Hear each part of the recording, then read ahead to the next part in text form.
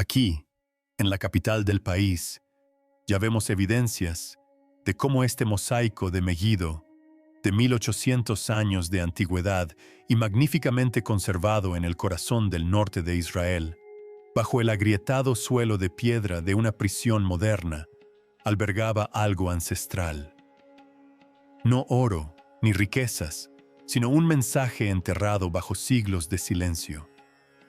Megido, un nombre que resuena con profecía, el mismo lugar que la Biblia llama Armagedón, donde el bien y el mal se enfrentarán un día por última vez. Y allí mismo, en esa tierra, los arqueólogos descubrieron algo extraordinario. Un mosaico de casi 1800 años de antigüedad, con palabras que detuvieron la historia en seco. Una declaración de fe en Dios Jesucristo mucho antes de Constantino, antes de concilios o credos. Esto no era solo arte. Era una declaración de que Jesús no era solo un hombre. Era divino. ¿Qué significa, entonces, que una confesión tan audaz estuviera enterrada en el mismo lugar de la última gran batalla de la tierra? Acompáñenos ahora bajo la superficie del tiempo a un lugar donde la fe fue grabada en piedra. Descubrimiento bajo la prisión. El mosaico. Aquella prisión de Megido olvidada por el tiempo. Es un lugar construido para el control, el orden, la rutina, muros de hormigón, puertas de acero, un lugar que mantiene a la gente encerrada. Pero en 2004, ocurrió algo durante un proyecto de construcción que nadie esperaba. Los operarios se preparaban para ampliar la prisión, apenas estaban sentando las bases. Pero en Israel, antes de excavar, se comprueba. Nunca se sabe qué historia puede esconderse bajo tierra. Así que los arqueólogos llegaron simplemente haciendo su trabajo, esperando encontrar tal vez cerámica de la época romana, tal vez los restos de un antiguo camino o edificio. Pero a medida que retiraban las capas de tierra compactada, algo inusual comenzó a aparecer. Pequeños trozos de azulejo dispuestos en líneas deliberadas, y luego la curva de un mosaico. No era solo decoración de suelo, no era parte de unas termas romanas ni de un patio público. Esto era diferente. Esto era sagrado. Lo que habían descubierto era un espacio oculto de culto cristiano, pequeño, silencioso, olvidado bajo siglos de tierra. Sin grandes muros, sin columnas, sin altar, solo un suelo. Pero contaba una historia de los primeros creyentes que se reunían en secreto mucho antes de que el cristianismo fuera legal. Un lugar donde oraban, recordaban a Jesús y tal vez incluso susurraban himnos, temerosos de ser descubiertos, pero sin querer guardar silencio. Y aquí hay algo que lo hace aún más extraordinario. Las personas que ayudaron a sacar a la luz esta antigua sala no eran todas arqueólogas. Más de 60 reclusos de prisiones cercanas fueron traídos para ayudar en la excavación. Estos hombres, muchos de ellos cumpliendo condena por delitos graves, se convirtieron en parte de algo sagrado. Trabajaron junto a los profesionales, retirando con cuidado el paso de los siglos y desenterrando uno de los lugares de culto cristiano más antiguos que se conocen. Durante 4 años, excavaron pieza por pieza, día tras día. A pesar de todas las complicaciones, la seguridad, los horarios y el clima siguieron adelante. Lentamente, revelaron un mosaico que había permanecido oculto durante casi 1800 años, y el lugar donde lo encontraron, Megido.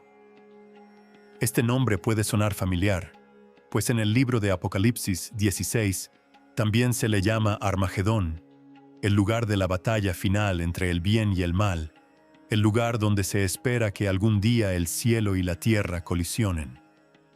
Así que imagínense una poderosa declaración de fe enterrada en el mismo lugar que, según las Escrituras, albergará el último gran conflicto espiritual del mundo. ¿Fue solo una coincidencia? ¿O tal vez estaba esperando el momento oportuno para ser visto de nuevo? Y entonces, en el corazón de aquel mosaico, encontraron la parte más asombrosa de todas las palabras. Un mensaje conservado en piedra que trascendía los siglos. La inscripción a Dios Jesucristo. Entre las formas y patrones del antiguo suelo, se descubrieron 3 inscripciones griegas, pero una de ellas destacaba. Una sola línea, apenas unas pocas palabras, pero contenían el peso de todo un sistema de creencias. Decía: el piadoso Aquipus ha ofrecido la mesa a Dios Jesucristo como un monumento. Así de simple. Una declaración serena y clara de hace casi 1800 años. Sin debate, sin vacilación. Jesús no era solo un gran hombre o un profeta. Era llamado Dios. Y esto no fue escrito en una época de comodidad o seguridad. Fue grabado en una época en la que ser cristiano podía llevarte a la cárcel o algo peor. Aún así, alguien, muy probablemente una mujer llamada Aptus, hizo este regalo con valentía. Los estudiosos creen que la mesa que ofreció era una mesa eucarística, un lugar donde la primera comunidad cristiana compartía la comunión, esa comida sagrada, recordando la última cena. No era solo una reunión social, era un acto de adoración. Y Jesús no solo era honrado allí, era adorado. Eso es lo que lo hace tan poderoso. Durante años se ha argumentado que la idea de la divinidad de Jesús surgió mucho más tarde. Algunos dicen que no fue hasta el Concilio de Nica en el año 325 de Augusto. Pero este suelo, esta inscripción, cuenta una historia diferente.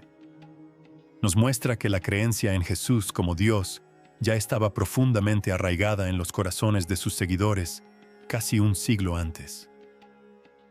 No fue impuesta por la política. No fue construida por emperadores.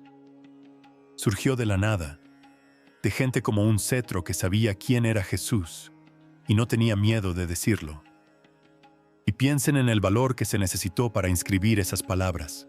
Sin protección, sin edificios religiosos, sin estatus legal, solo fe. Y la decisión de dejar un legado que perdurara más allá de ellos. Y de alguna manera, así fue. Cuando contemplamos esa inscripción hoy, es difícil no conmoverse. No es solo historia, es un latido congelado en piedra. Y al leer esas palabras, algo se remueve en nuestro interior. Casi podemos oír a los primeros creyentes orando en ese lugar. Voces suaves, manos temblorosas, pero corazones firmes. Y tal vez por eso aún nos habla hoy. Apocalipsis 5. 13 pinta una imagen del cielo.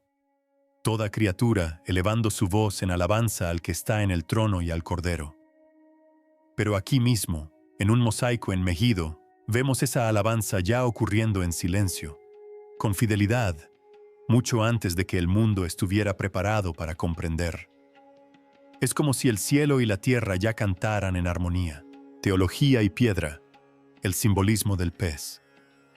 Cuando los arqueólogos finalmente se alejaron y contemplaron la totalidad del mosaico, un detalle, pequeño, casi imperceptible, encierra un profundo significado. La forma de un pez. Modernizadamente, podría parecer un simple adorno, incluso un guiño a la cultura pesquera de la región. Pero para los primeros cristianos, el pez representaba algo más, mucho más.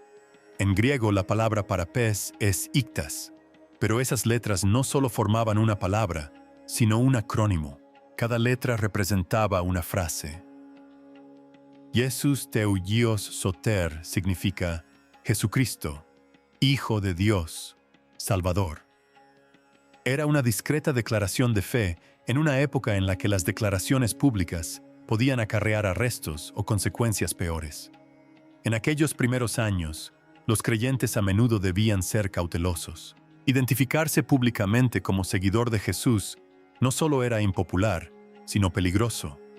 Así que, en lugar de hablar libremente, usaban símbolos. Un simple pez dibujado en la arena, una marca en una pared. Bastaba con decir, soy uno de los suyos. No estás solo. Pero en Megiddo fueron un paso más allá. No solo grabaron un pez al pasar, lo incrustaron en piedra, justo en el suelo de su lugar de culto. No estaba oculto, no era sutil, estaba allí donde todo el que entraba podía verlo. Ese tipo de valentía dice mucho de esta comunidad. No solo estaban sobreviviendo, estaban arraigados, eran audaces, profundamente seguros de quiénes eran y a quiénes adoraban. Y el pez no solo tenía un significado secreto, también era rico en las Escrituras. Jesús les dijo a Pedro y Andrés, «Síganme, y los haré pescadores de hombres». Ese llamado no se olvidó.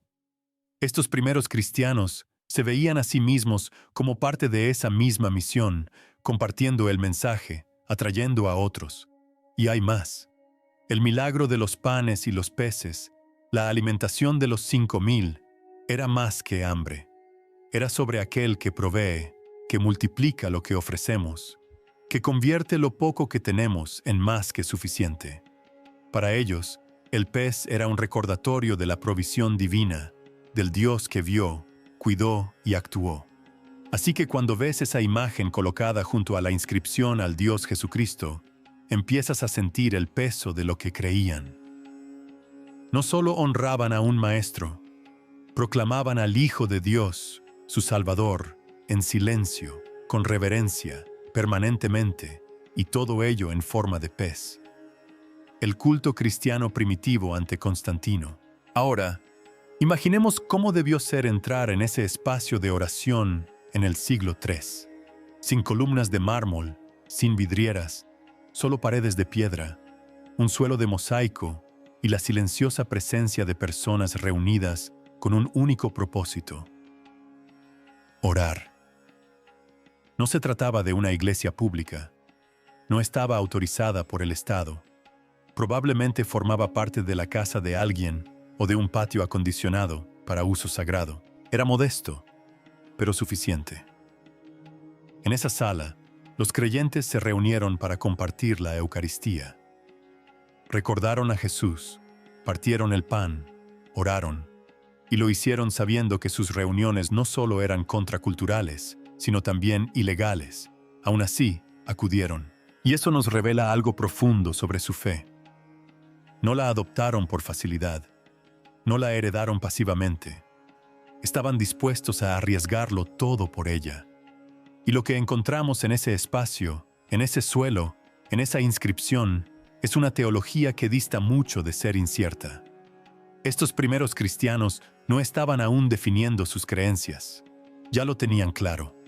Jesús era divino, era el Salvador, era digno de adoración. Es conmovedor pensarlo, ¿verdad? En nuestro mundo, donde la fe a menudo se beneficia de la libertad, donde la iglesia a veces se confunde con la rutina, es fácil olvidar el peso de lo que alguna vez costó. Lo cual plantea una pregunta, difícil de responder, pero que vale la pena formular. Si el riesgo fuera el mismo hoy, ¿nos reuniríamos como ellos? ¿Inculcaríamos nuestra fe en los lugares donde vivimos, trabajamos y nos reunimos, sabiendo el precio que podría pagar? Porque eso es exactamente lo que ellos hicieron. Y lo que dejaron atrás en esa pequeña y tranquila sala de oración no es solo historia. Es un desafío, un testimonio, un recordatorio que destruye el mito de un Jesús deificado tardíamente. Hay una historia que se cuenta mucho últimamente, sobre todo en ámbitos académicos, documentales y libros de divulgación. Se trata de la idea de que Jesús no fue adorado originalmente como Dios, que con el tiempo su reputación creció. Las historias se expandieron y siglos después, poderosos líderes y teólogos decidieron divinizarlo, principalmente por razones políticas o de unificación. Es una teoría sencilla, lógica en apariencia, fácil de repetir, pero el suelo de Megiddo cuenta otra historia, de forma silenciosa y firme. Porque aquí no tenemos un manuscrito ni una tradición controvertida, sino un hecho arqueológico, un mosaico integrado en el suelo de un espacio de culto cristiano que data de alrededor del año 230 Doctrascelto. Y en él, tan claro como el día, está la inscripción al Dios Jesucristo. No es una leyenda, no es un adorno poético. Es una declaración de culto simple y directa ofrecida por gente común, mucho antes de que el Imperio Romano otorgara a los cristianos algún tipo de reconocimiento legal. No fue un obispo ni un emperador quien escribió esas palabras. Fue una creyente local, como una septus, alguien que dio lo que tenía para honrar a quien conocía como Señor. Y esa es la clave. Esto no fue impuesto desde arriba, no fue concebido en un concilio. Fue vivido, amado y proclamado desde sus inicios. Por eso, cuando alguien afirma que Jesús se convirtió en Dios recién en el siglo IV, las piedras de Megido demuestran lo contrario. Y cuando Apocalipsis 18 registra las palabras de Cristo, «Yo soy el Alfa y la Omega, el principio y el fin», no se trata solo de una grandilocuente frase teológica. Es una verdad que los primeros cristianos ya compartían, no porque alguien se lo dijera, sino porque se habían topado con algo, con alguien que no podían explicar de otra manera. La Eucaristía, el pescado y el pan de vida. Cuando nos detenemos a contemplar todo lo que revela el mosaico de Megido, el pescado, las inscripciones, la referencia a una mesa ofrecida a Jesús, todo empieza a cobrar sentido y se convierte en algo más que mera belleza arqueológica. No son imágenes aisladas, no son declaraciones aisladas. Son partes de una historia unificada. El pez no era solo una señal secreta. Señalaba a Jesús como Salvador. La mesa ofrecida como monumento no era solo un mueble. Era el corazón del culto primitivo. Y luego está el contexto, las oraciones, el espacio mismo, la reverente dedicación a Dios, a Jesucristo. Cada elemento forma parte de un tapiz más amplio, y al seguir los hilos, se llega a algo inconfundible, la persona de Jesús, vista y venerada como divina. Esto nos recuerda las palabras de Jesús en Juan, capítulo 6, donde dice: «Yo soy el pan de vida». No solo quien da el pan, sino el pan mismo. Este pasaje, por supuesto, sigue al milagro de la alimentación de los 5,000, un momento en que Jesús tomó un puñado de panes y unos pocos peces y alimentó a una multitud. Pero ese milagro no se trató solo de saciar el hambre. No fue solo compasión. Fue una revelación. Jesús no solo proveía alimento, revelaba quién era. Y los primeros cristianos lo comprendieron claramente. No separaron lo que Jesús hacía de quién era Jesús. Aquel que multiplicaba los peces y el pan era el mismo con quien se encontraban en la comunión.